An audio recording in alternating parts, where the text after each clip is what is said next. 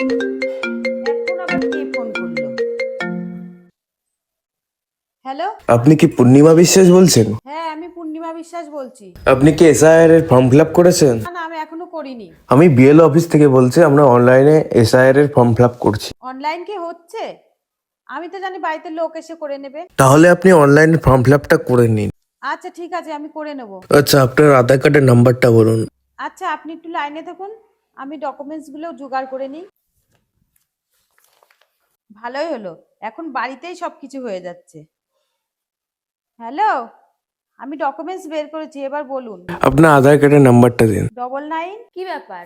তুমি এত ব্যস্ত, কার সাথে কথা বলছো? আরে আর বলিস নে, আমাকে বিএলও অফিস থেকে ফোন করেছে। ওরা বলছে অনলাইনে এসআইআর এর ফর্ম ফিল আপ করে দিচ্ছে, তাই আধার কার্ডের নাম্বারটা চাইছে। বিএলও অফিস থেকে তোমাকে ফোন করেছে? অনলাইনে এসআর ফর্ম ফিল আপ করে দিচ্ছে? ব্যাপারটা তো বুঝলাম না। আরে তুই বিশ্বাস করছিস না? আমাকে বিএলও অফিস থেকে ফোন করেছে, দরকার পড়লে তুই কথা বলে দেখ। কই দেখি, দাও ফোনটা, দাও, আমি কথা বলি। হ্যালো হ্যালো, এই ফোনটা তো কেটে দিল। আরে কেটে তো দেবেই, ও তো তোমার সাথে ফ্রড করছিল। আরে তোমরা কি এখনো বুঝতে পারছো না? আরে বিএলও নিজে আসবে তোমার বাড়িতে তোমার এসআইআর এর ফর্ম ফিল আপ করতে।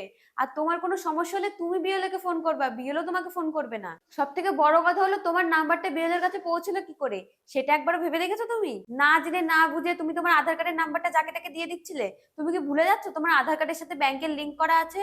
আর একটু হলেই তো তোমার ব্যাংকে যত টাকা আছে সব ওদের কাছে চলে যেত। আর কবে বুঝবে তোমরা বলো? আর আপনাদেরও বলছি, আপনারাও এইসব ফ্রড থেকে সাবধান হয়ে যান।